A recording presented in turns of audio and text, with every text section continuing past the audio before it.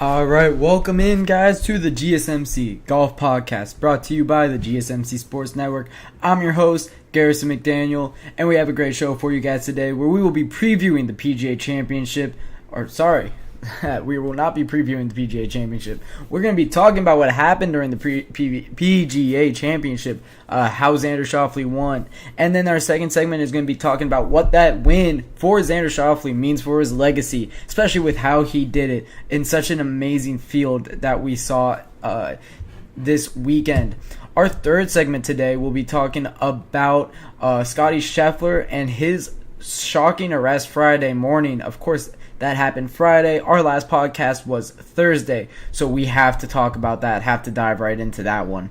Our fourth segment tonight, guys, will be me revealing my top 10 best golfers in the world, and then make sure you guys stick around in the show where we'll be talking about the Lakers all-star point guard Austin Reaves. Tried his best at making it in pro golf, but we'll talk about how that turned out in that final segment. But before we talk about that all, guys, I would love to remind you, if you have any questions, any comments for this show, use the tips and donations link at gsmcpodcast.net. That ensures that I'm able to see it, and it also really helps out all the creators here at the GSMC Sports Network. Everyone here deserves it. We all do, or everybody here does amazing work.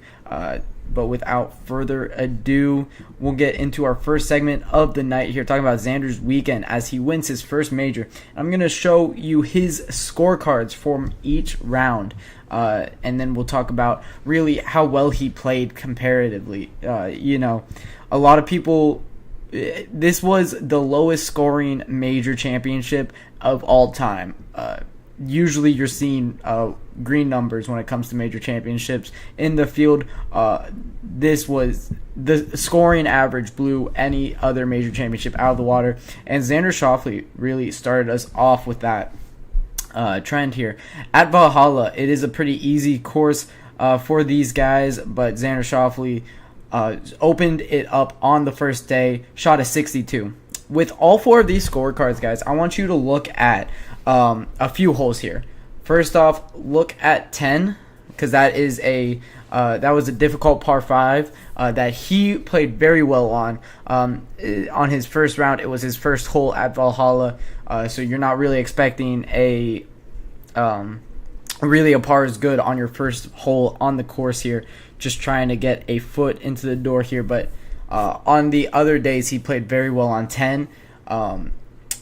On 4 and 6, those were two of the most difficult holes on the entire course, and he played really well on those. And then 7 was the easiest hole on course. When the last time we saw Valhalla at a major championship, it was Rory McIlroy's win in 2014 was when he won his last major championship. Rory McIlroy, he birdied 7 on all 4 days. So the first round, course record off the gates. Xander Schauffele put his name at the top of the leaderboard very early on Thursday, and he didn't look back. He goes tape to tape in this one. It was a very impressive. It was a very, very impressive Thursday.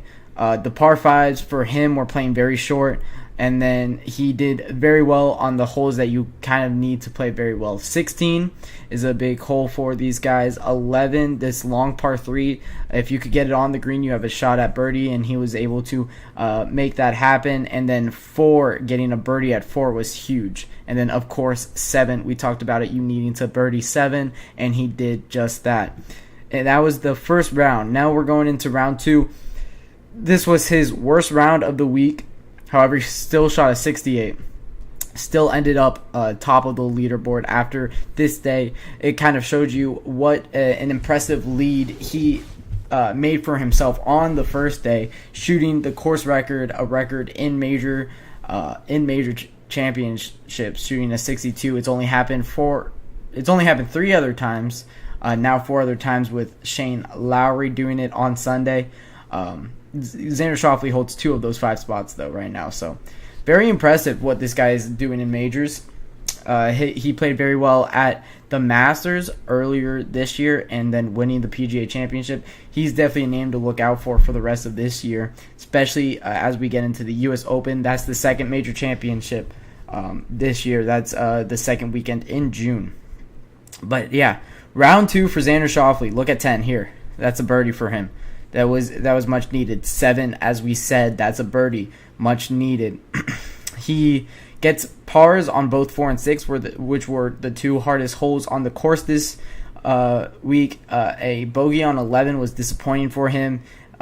However, he played very solid golf, even though he was not his best in the Friday. And then Saturday. This was a weird day for Xander Schauffele, but he still shoots a 68 as well. So he goes 62, 68, 68, takes the 54-hole lead into Sunday. And on moving day here, again, birdies 10, birdies 7, birdies 17, 18. 15 was a hard one for him here, but it's pars on 4 and 6. Get him right going into Sunday here. And then on Sunday, Xander Schauffele shoots a 65, barely surpasses Bryson DeChambeau with a birdie on 18. Going into 18, it looked inevitable for a playoff, for another playoff at the PGA Championship. In our preview for this course, when we were talking about the history at Valhalla, I told you guys that there was a lot of playoffs. Tiger Woods, during his Tiger Slam, had to win it in a playoff here.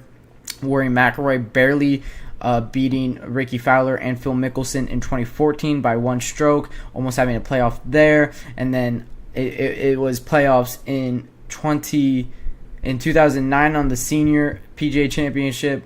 1996 Senior PGA Championship had a playoff, and I believe the 1994 PGA Championship also had a playoff. And that looked inevitable for this one. Bryson DeChambeau having a fantastic Sunday, but Xander Schauffele was just that little bit better here. His front 9 on Sunday was absolutely spectacular. Birdies 1, birdies 4, which he goes 2 under on 4 in the weekend. That's so impressive. At 6, he was completely even. A lot of people bogeyed 6. That's where a lot of people stumbled. He did not. Birdies 7 all 4 days. He goes 4 under on 7. 10, it's a bogey here. However, he still played very well on 10 throughout the weekend. 11, that's another birdie on 11 for him. He goes 1 under on the weekend on that hole. 18, I believe he had 2 or 3 birdies on 18. I think it was 3 birdies on 18, if I'm not mistaken, including the final day birdie to win the PGA Championship. So Xander Schauffele, through a fantastic weekend, gets his first major of his career. It was amazing to watch. He played fantastic golf the entire time. You guys saw it. There were, 3 bogeys on the entire card, the entire weekend. He had a fantastic weekend playing near perfect golf on a pretty difficult course to do it. There's a lot of mistakes that could be had at Valhalla. Seemed like the players kind of figured Valhalla out a little bit for this major. However, it still is a very impressive showing for Xander Schauffele and for all the other guys in the field.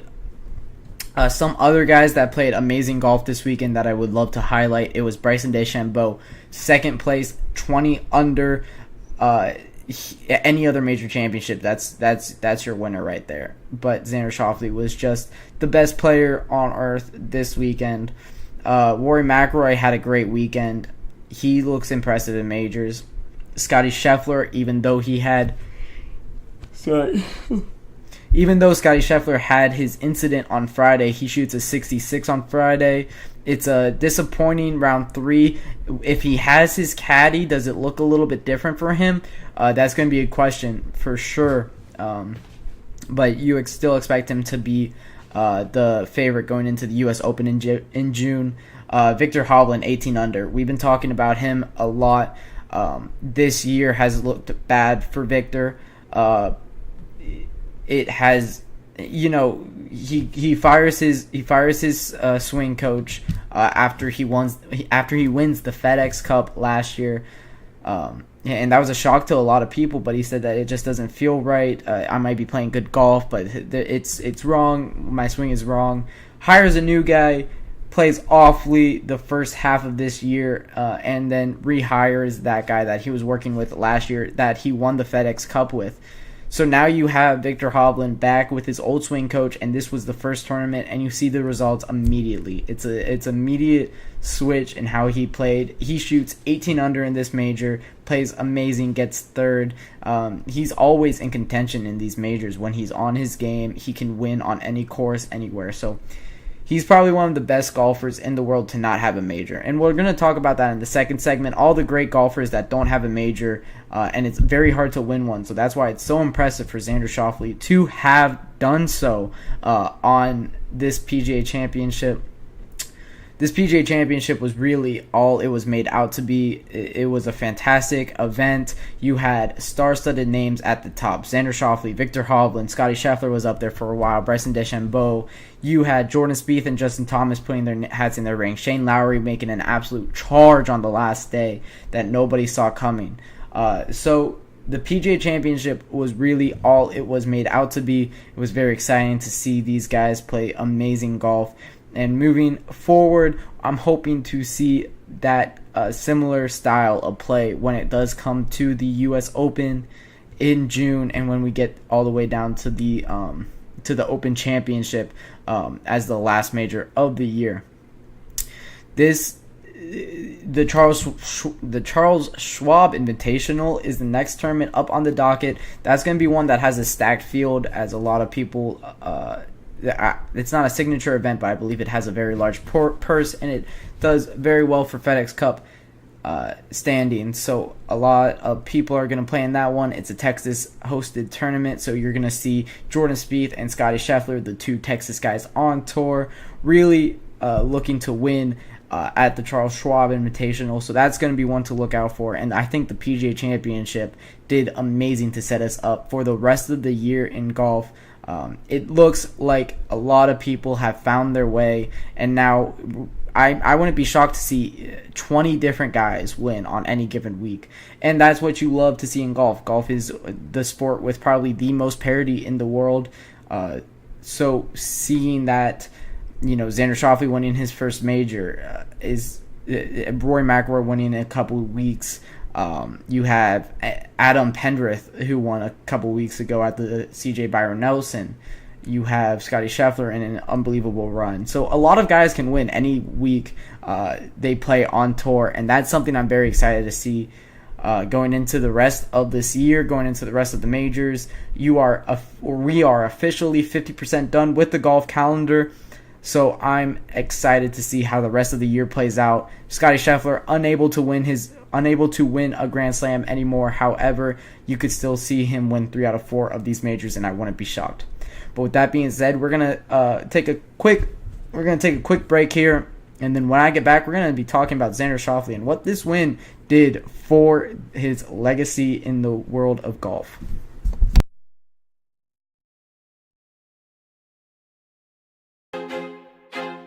I feel like I'm losing my mind. Is everybody in the world blind? Please, Lord, give me a sign, a sign. I feel like I'm losing my mind.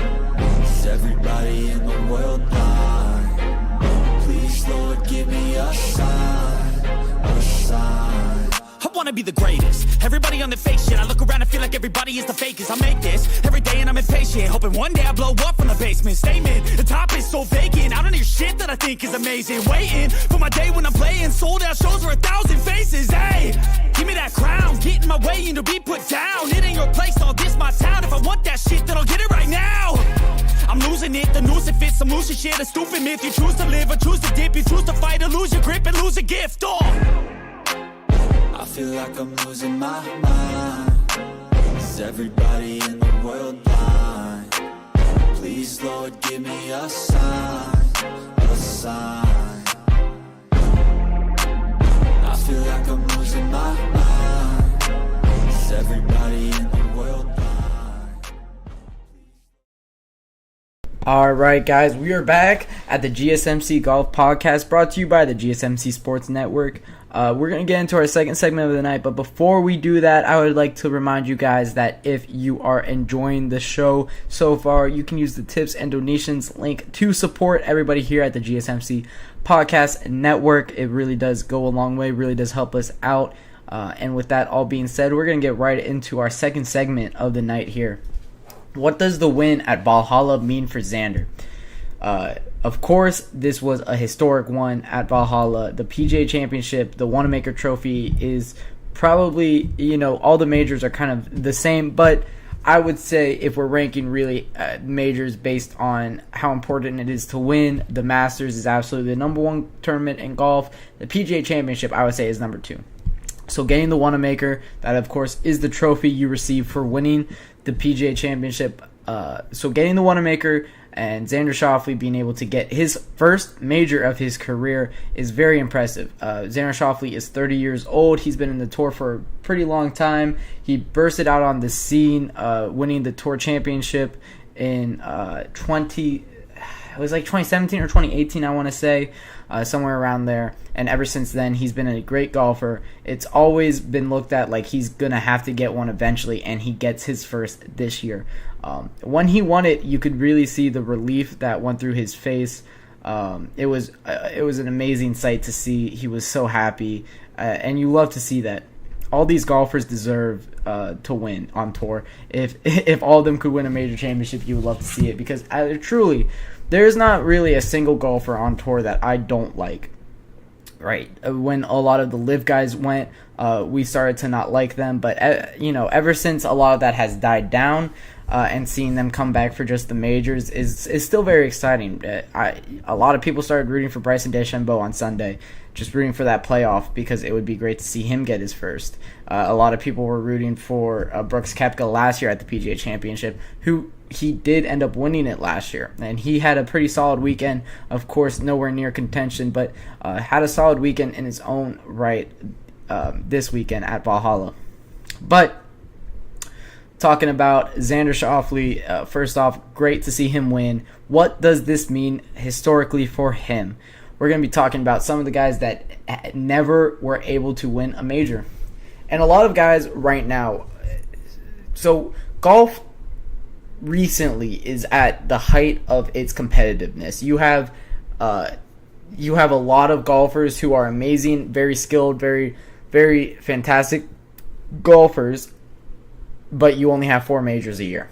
So currently, the best golfers in the world right now who have not won a major, of course, Patrick Cantlay is probably the first name on the list. 2021 FedEx Cup champion. He has 8 wins on tour, none of them being a major. He's 32 years old, so time's ticking for him, but you expect him to win one by the end of his career. He finished third at the PGA Championship in 2019. That was his best win on tour, or best win. That was his best finish in a major. Another name, Tony Finau. That's a historic name. He's 34 now. He's won 6 times on tour. He finished third in the 2019 Open. He finished fourth at the 2020 PGA Championship and fifth at the 2018 U.S. Open. So he's done very well in majors in his career. Has not been able to win one. He played pretty well this weekend. So we're looking at him to win one here soon. Tommy Fleetwood's another name. But I think the biggest name in golf right now who has never won a major championship has to be Ricky Fowler. He, in 2014, was in the mix for all 4 majors. He tied for second at the U.S. Open, at the U.S. and the Open Championship. Tied for third at the PGA Championship, right behind Phil Mickelson and Rory McIlroy, who won that, and fifth at the Masters. He was so close to winning one in 2014. And then in 2018, he lost to Patrick Reed by 1 stroke. I mean, Ricky Fowler has been so close to winning that major. He has 6 wins on tour. Ricky Fowler is going to break through eventually. He's 35, so time's a ticking on him as well. But Ricky Fowler, it would be a shock if he goes his entire career and never wins a major. So I'm really looking at Ricky Fowler, especially this year when it comes to the U.S. Open and the Open Championship, to see if he can pull one out there. Other names on tour, guys that I have, a little spoiler for the fourth segment, guys that I have in my top 10 in the world right now. Max Homa, Victor Hovland, both of these guys have never won a major championship. Victor Hovland, very young. He's 26 years old. This is his third year on tour, so you're going to expect him to win one eventually. He's already won 6 events, and then he was second in the 2023 PGA Championship. So, he's going to win one eventually. He was third this last year. He was third this year. He was second last year at the PGA Championship. He always puts his name right at the top of the list, and with his old swing coach back at the Open Championship and U.S. Open, we could see him playing some good golf and winning one.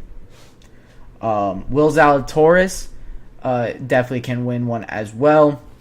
He's 27 years old. He only has one tour victory, but he's just been a mainstay on tour. Absolutely impressive, everything that he does.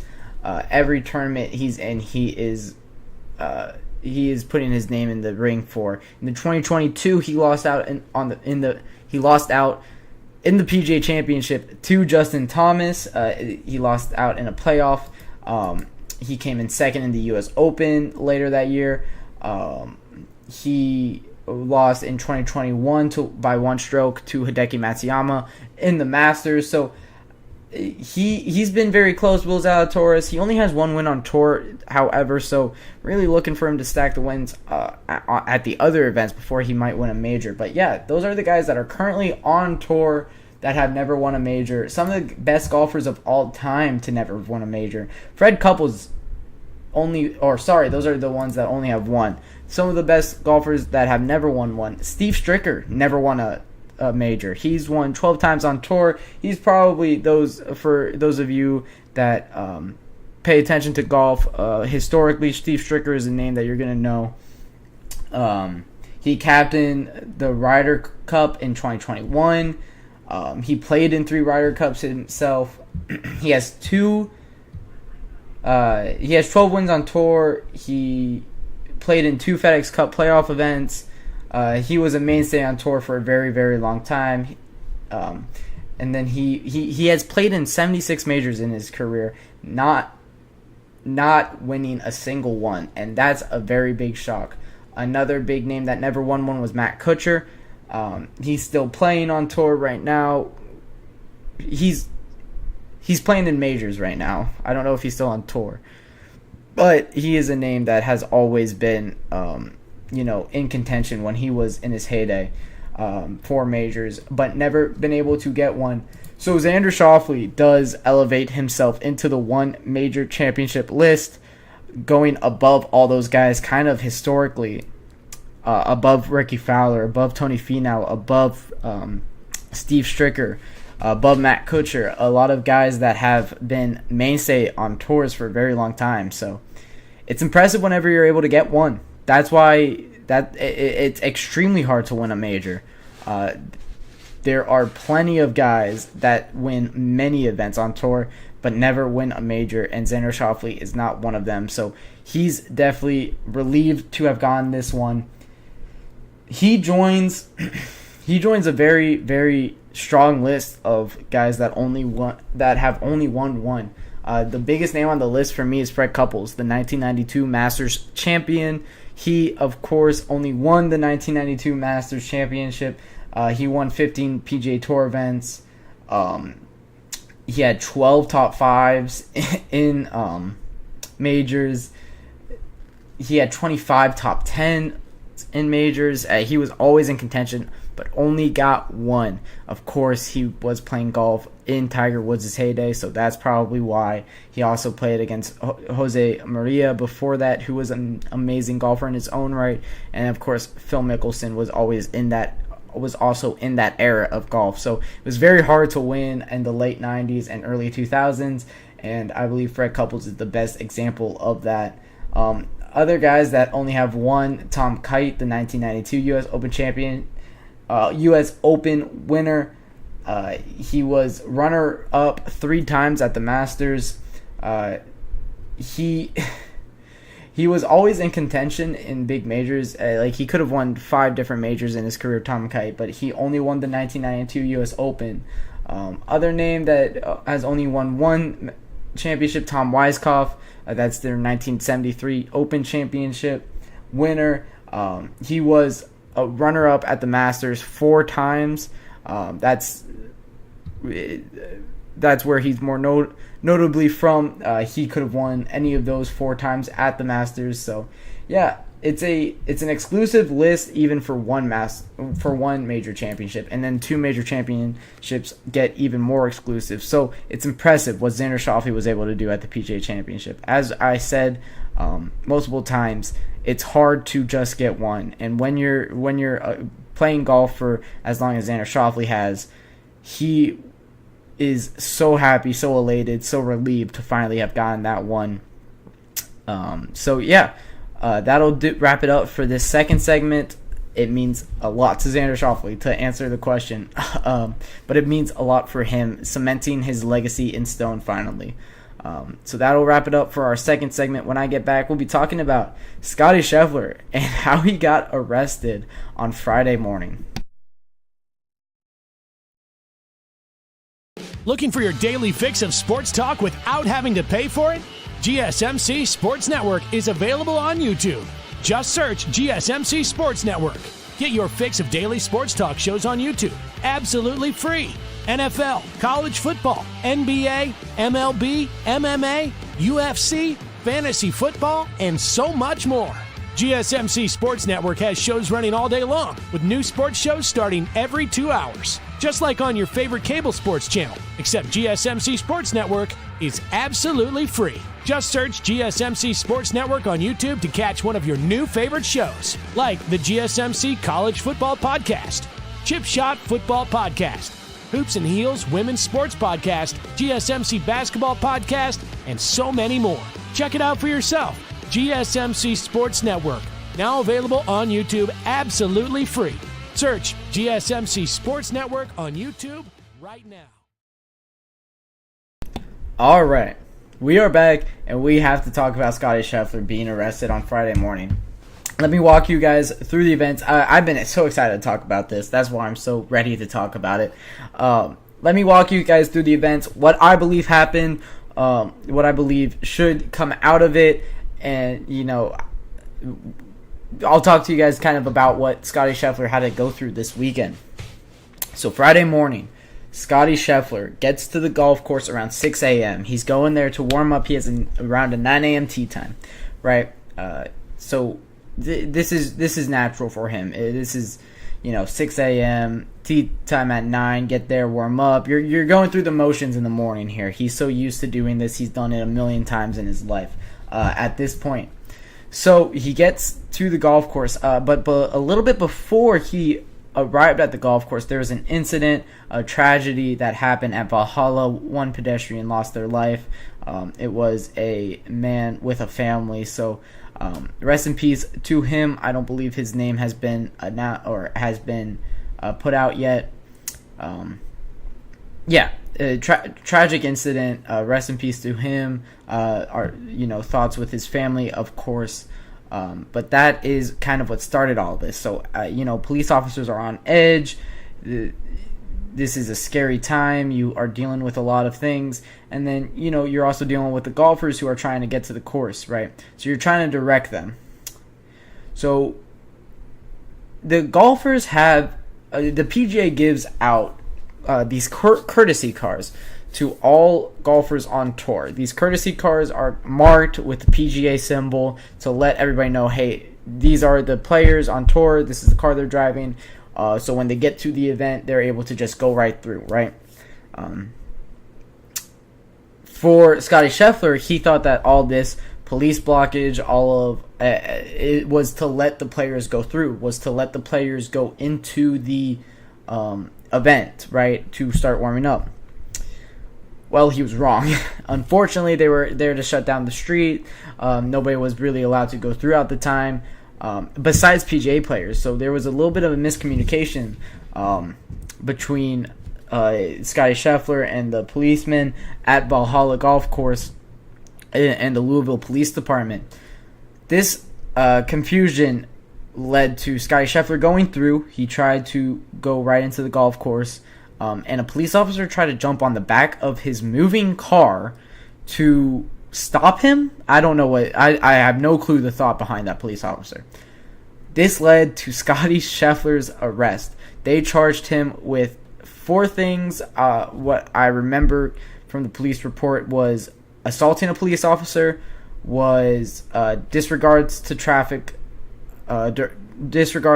directed, and reckless driving. Those were the 3 that really stood out to me. I think there was a 4th, but I cannot remember it quite right now. This is just an absolute shock. This is woke up Friday morning. Right, I woke up Friday morning around 8 a.m., 8:30. Everything already went down. I'm looking on social media. I'm looking on Twitter or X, if you want to refer it to that. And it's like, things are just blowing up because the best golfer in the world, the undisputed world #1 golfer, is arrested on the morning of a Friday of a major championship that he is more than in contention of. I believe he shot a 67 on Thursday. And he's 5 back of Xander Schauffele, but everybody's 5 back of Xander Schauffele at this point. He's in contention of this one, and he's behind bars. So everybody's freaking out. Nobody knows what's going on, there's all types of jokes going out on social media. A lot of people confused. He gets released. Of course, there was a delay at the event because of this incident that happened in the morning. They delay it. His tee time is around 10:18. He gets released. The owner of Valhalla Golf Course personally goes and picks up Scottie Scheffler and drives him back to Valhalla so that he can make his tee time in time. This is just unheard of stuff. This is crazy. This is front page news right here. This is insane. Like, what's going on here? Nobody understands. Nobody can wrap their head around him.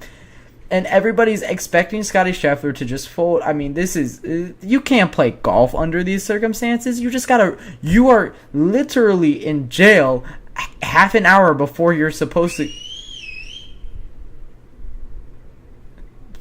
to tee off. Sorry, something just happened outside. You are in jail half an hour before you tee off, and you get to the course. He shoots a 66 on the day. He goes 5 under. It's so impressive what he was able to do, able to pull off a fantastic round of golf. Man. He's the best golfer in the world, and that's undisputed. He played amazing this weekend, ended in contention at Valhalla. Unfortunately, he was not able to win it despite this event. It wasn't even the round 2 that was a struggle for him.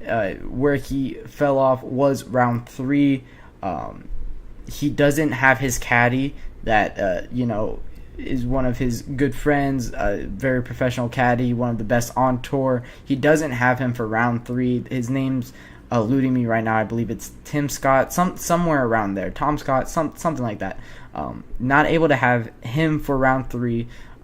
So he does shoot a 73 on round 3. Ends the week with a 64, I believe. He could have been in contention if he does have his caddy on Saturday on moving day. What an impressive turn around for Scottie Scheffler. This is kind of what we expect from him. This is what we see from him, is this amazing, just a professional, just an absolute amazing guy, going out there, does his business, does it very, very well. Yeah, Scottie Scheffler, you're a very, very impressive individual. How many people in the world do you think can get arrested, be literally handcuffed in a morning, and then when you finally get out after your head's just spinning, going out and then shoots a 66 5 under on the day? What an impressive event for Scottie Scheffler. What a great day for him. And then in his post round press conference, you know what he says? He thanks the Louisville Police Department for how they worked with him. He thanked them. What an absolute stand-up guy. This is why a lot of people love Scottie Scheffler. This is why we don't mind him being the face of golf, because he does things like this. So Scottie Scheffler, not enough good can I say about this guy. What an amazing individual. And yeah, he plays very good golf. You expect him to do a lot better at the Charles Schwab Invitational. What a whirlwind of a morning Friday morning was for him. What headline news, really, that was Friday morning. I did a short on it on YouTube. If you guys want to check that out, that was posted on Friday when we didn't really know. Now, since then, it was announced that the charges got dropped. So that was great news, but it's now saying that there is a court date set for him. So it's just a hearing court date. It's early June, I believe it was June 3rd was when it got announced, when it is set. So we'll see if anything more comes of this. I doubt that anything will. This was a miscommunication, a misunderstanding in a time where a lot of people were on edge that led to everything that did happen, all the events that happened. So yeah, what an amazing day. We're not amazing, but what an impressive turnaround it was for Scottie Scheffler. Even getting arrested, you can still say good things about him. He is a fantastic individual, and the world of golf just applauds him for what he was able to do.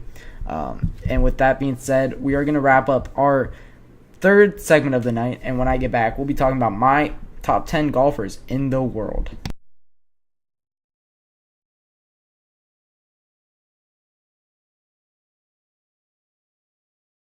For the best and latest podcasts available anywhere, go to the podcast app on your cell phone and type in GSMC to access free content-rich podcasts on health and wellness, book reviews, sports, entertainment, relationships, social media, movies, technology, finance, and even weird news. Subscribe and download the GSMC Podcast Network's family of shows, available everywhere podcasts are found.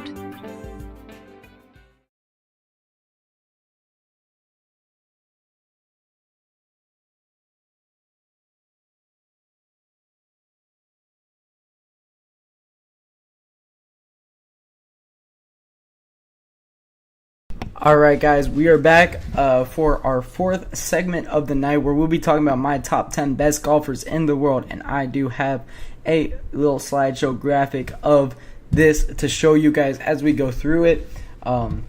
These are my opinions. This is based off of what I see in these guys when they come out to golf, who I believe can win. This is what I base it off, is who I believe can win a tournament at any moment, from 1 to 10 here. So we're going to start off with our number 10. Sorry, I'm clicking on the wrong one. There it is. My number 10 right now, Sahith Theegala. What an amazing PGA Championship it is for this young man. He was a rookie last year. He has been amazing since he stepped on tour, and he has been great this year. He is in the top 10 of the FedEx Cup standing.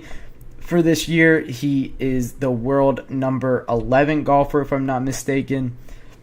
He has been very, very impressive this year. In his sophomore season on tour, what more can I say about this guy? So impressive. He holds himself to such a high standard. He is such a great individual, very happy all the time. He can really win any tournament, and I think we see him break through very, very soon here and go on a little bit of a run, because what does this guy not do well? His iron game is amazing. His approach shots are amazing, and his driving has been what really lacks most, but that has been great this year. He's been very, very accurate, hitting a lot of fairways this year. So he is my number 10 golfer in the world, and number 9 is All right. I mess up the pronunciation every time. Byung-hun, I believe, is how you pronounce it. I looked it up. I try so hard. This guy, what a model professional he is on the PGA Tour. He has been amazing this entire year. He was a contender, not a contender, but he played very well last week at the Wells Fargo Championship at Quails Hollow. Didn't have the best PGA championship, but he does make the cut for it. I believe he finished around 6 or 5 under in the PGA Championship, so he didn't have a bad week by any means. He has been great on tour this year. I believe he is around 6th in the FedEx Cup standings. So yeah, he has been very impressive, been very consistently in the top 10s and top 5s this year. So Byung-hun is my number 9 golfer in the world. Number 8 now comes at Max Homa. The former, I believe he's gotten all the way up to world golfer number 3. He is an amazing golfer with, I believe he has 1 major to his name, if I'm not mistaken. I could be wrong in that one, but I believe he does have 1 major to his name. Max Homa has been amazing ever since he entered the tour. Last year had an amazing season. This year, unfortunately, he has not been able to relight that spark. However, you can really expect this guy to win on tour any given weekend. So that's why Max Homa is my number 8 golfer in the world right now. I have him above Sahith Theegala and Byung-hun An because he has proven for longer that he is a consistent, amazing player on tour. Those guys,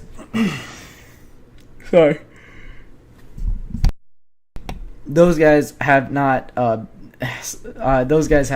been able to show that as long as Max Homa has. So that's why he's number 8. Number 7, it is Viktor Hovland, last year's FedEx Cup champion. Before this season, he would probably have been my number 3 world golfer, or number 3 best golfer in the world. It probably went before this season. Scottie Scheffler won. Rory McIlroy 2, Viktor Hovland 3. However, he has fallen a little bit. He is now number 7 midway through this season.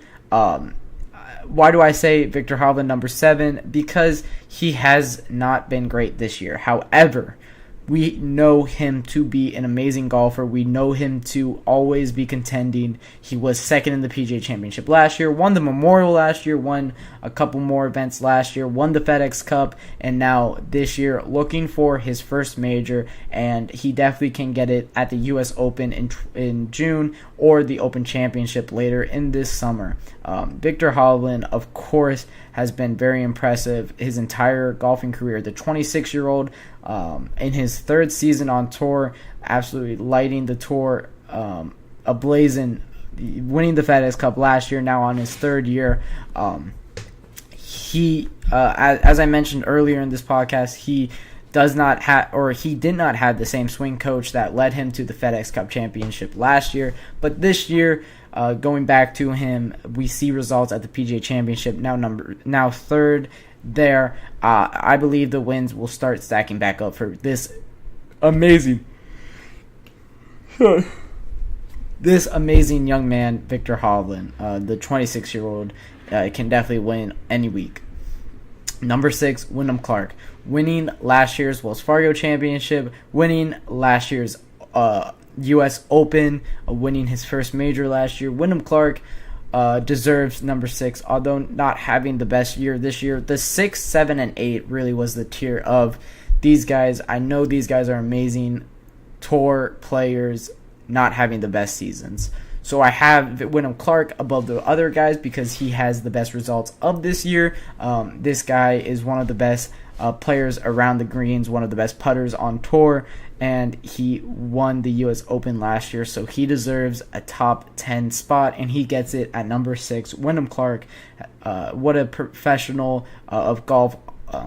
You see it in the Netflix show Full Swing, that he goes through his struggles, but he definitely can win on tour any given week, and he proved it at the U.S. Open, he proved it at the Wells Fargo last year, and he's proven it at times throughout this year, been in contention, of course, been great all season, does not make the cut of the PGA Championship if I'm not mistaken, but you'll definitely see him bounce back in other tournaments. Number 6, Wyndham Clark.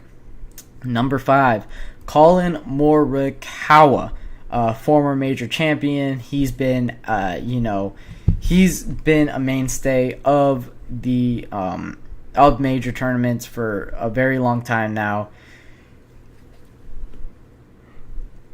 Sorry. He's been a mainstay of the tournaments for a very long time now, and Collin Morikawa deserves the 5th spot on this list. He was a contender at the PGA Championship going. He was really Xander Schauffele's biggest competitor for this weekend, despite Bryson DeChambeau ending at 20 under. Collin Morikawa was up there on the leaderboards after day 2 and day 3. Of course, going into the final pairing on Sunday as well with Xander Schauffele. Collin Morikawa definitely could have won this one, had a bad Sunday, and that's why he did not. But you can expect him to be back on top of the mountain here soon. Collin Morikawa has been an amazing golfer his entire career, and he definitely can win on tour any given week. Number 4 now, Ludvig Aberg. He is the biggest riser from the beginning of this year. He definitely was not even on the list at the beginning of this year. Now he's number 4. Great showing at the Masters. Didn't do so well at the PGA Championship, but I still expect him to be a contender in majors for a very long time. He has what I consider to be the most perfect swing on tour. This guy, all aspects of his game is amazing. He can work on controlling the greens a little bit better, controlling his approach shots on where to aim on the greens, but that does come with a veteranship that comes with time on tour, and he will definitely get there. The 24-year-old has been fantastic on tour, still looking for his first, but he's going to get it very soon. Ludvig Aberg is my number 4 golfer, over the likes of Collin Morikawa, Max Homa, Wyndham Clark, Victor Hovland. It's Ludvig Aberg, who absolutely deserves it. He's been amazing. And then Rory McIlroy is the number 3 golfer, winning at Quails Hollow, winning at the Zurich Classic. He has not won in a major in a very long time. That's why he's number 3, and the 2 guys ahead of him are ahead of him. Of course, Rory McIlroy still. If I were to pick anybody, not Scottie Scheffler, to win a tournament tomorrow, it's Rory McIlroy. That's why he's still so high. He deserves to be so high. However, he proves once again that he can't do it at the major. Had some problems going into this weekend, so how much of that was really him being unable, not focused in on this weekend, we won't know, and we don't know. Sorry. But Rory McIlroy deserves the number 3 spot. He is the world number 3 golfer, I believe, in the latest updates. So he's my personal number 3 golfer as well. Number 2, it's Xander Schauffele. This picture on the left that you guys see right here is Xander Schauffele winning the Wanamaker. This is him holding the Wanamaker, and this is, this is the reaction I was talking about earlier. It meant the world to him to win at Quails Hollow, at Valhalla. We see how much it meant to him to get that first major championship at 30 years old. He's playing some absolute amazing golf, and he 100% deserves to be the number 2 golfer in the world in my latest rankings. Xander Schauffele, number 2. His irons are the second best on tour, and that's saying something with the number 1 guy being one of the best irons that we've seen since maybe even prime Tiger Woods. So Xander Schauffele doing it in many aspects of his game, very accurate with the driver, amazing around the greens. He showed that this weekend, was fantastic at putting this weekend, absolutely amazing, and that's really what led him to win at Valhalla. Xander Schauffele, my number 2 golfer in the world right now. And number 1, everybody knows it. This ain't going to change for a very long time. Scottie Scheffler is the best golfer in the world. The 27-year-old has been fantastic ever since he entered the PGA and has been fantastic his entire career. Scottie Scheffler is the best golfer in the world, and it's not even close. He is the best with irons. He's the best around the greens. He's the best tee to green player in golf. The only thing that is lacking in his game is putting, and this year his putting has been amazing. I believe he's been like a top 30 putter on tour this year. Scottie Scheffler, what an impressive individual. He can win any week. It took him getting arrested, not actually, but it took him getting arrested for him not to win a major. He's so good that we were talking about him winning the Grand Slam this year, and those were legitimate conversations that people were having, and they weren't crazy. So Scottie Scheffler, the world number 1, just going back through my 1 to 10, Scottie Scheffler 1, Xander Schauffele 2, Rory McIlroy coming in at 3. Number 4 was Ludwig Aberg. Number 5, Colin Morikawa. Number 6 was Wyndham Clark. 7, Victor Hovland. 8, Max Homa. Number 9, Byung-Hun An. And number 10, Sahith Theegala. Those are my top 10 golfers in the world. We did leave off all of the LIV golfers because they don't play enough golf, in my opinion, to be in the top 10. And we see that usually in the majors. When they do come on to tour. I did give consideration to Brooks Koepka, who I believe is the best LIV golfer, but I still went with the guys that kind of prove it week in and week out instead of only 4 times a year. So, number 1, Scottie Scheffler absolutely deserves it. When I get back, we're going to probably have a quick segment while we're talking about Austin Reaves and his attempt at the Korn Ferry Tour on Monday.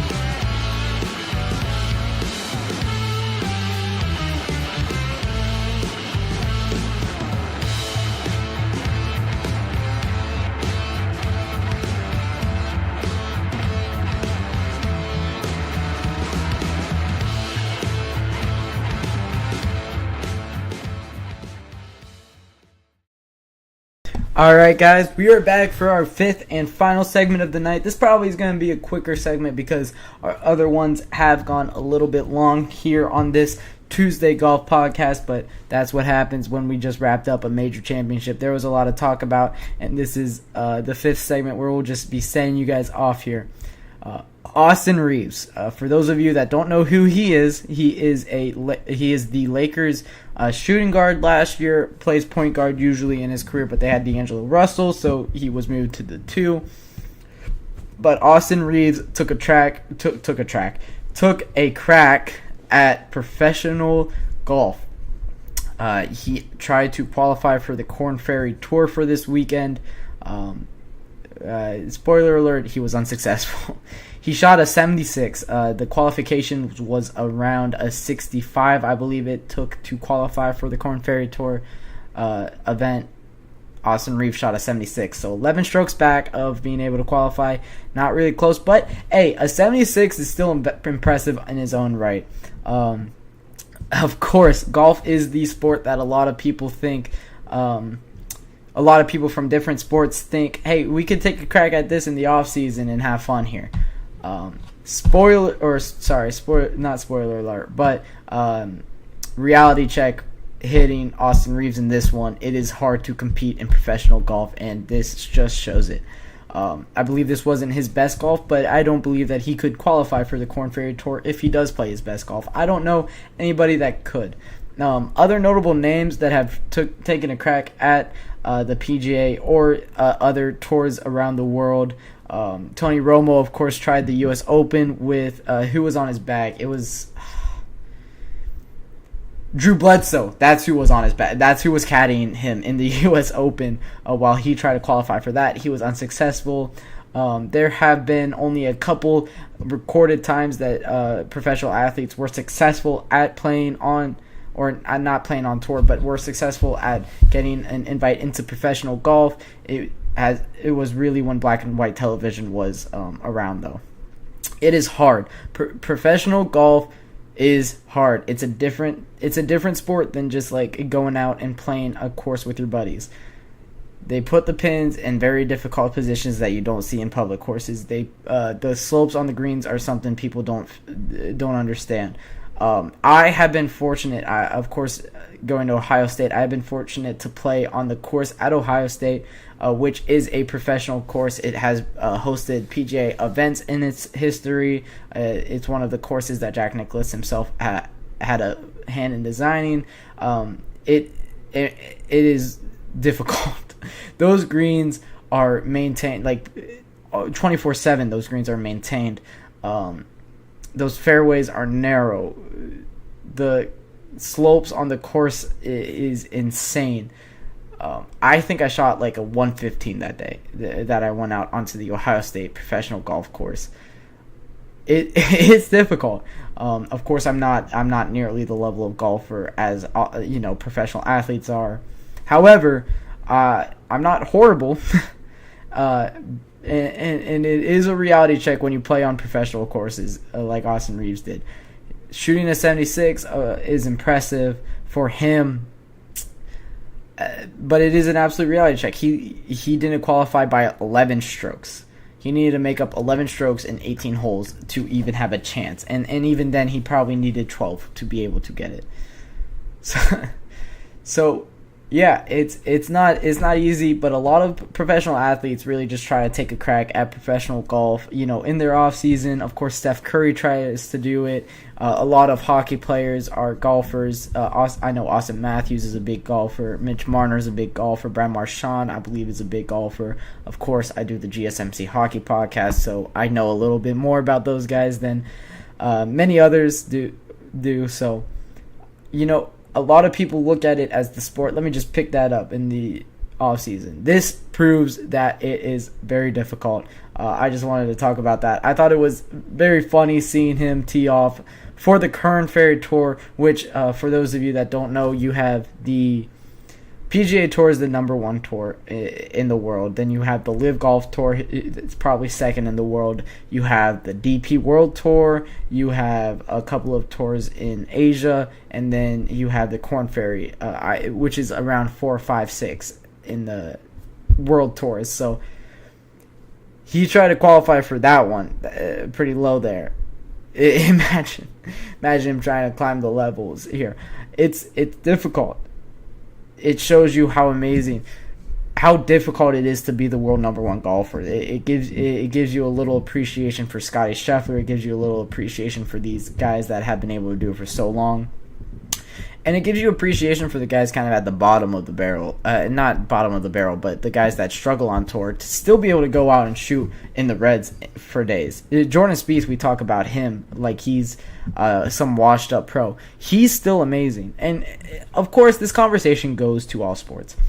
It does remind me of the quote. I forget who had the quote, but it was an NBA player that said, there are more NBA players that can play in the NFL right now than NFL players that can play in the NBA.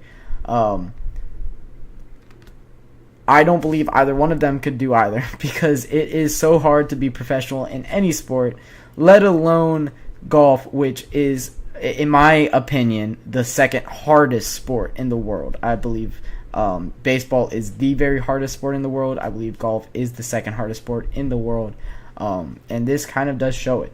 So I didn't want to talk about that one for too long. I do think that it is a little bit funny. Austin Reaves, the all-star guard for the Lakers, does try to play on the Korn Ferry Tour, unsuccessful by 11 strokes. So that'll do it for this Tuesday night GSMC Golf Podcast. Thank you guys for tuning into the GSMC Golf Podcast presented by the GSMC Sports Network. Your support means a lot to us, so please remember to subscribe to the show. Leave a positive review. It really does make a difference. We also invite you to follow us on Facebook, Twitter, TikTok, and Instagram for more content and updates. Thank you guys all for tuning in once again, and have a wonderful, wonderful night.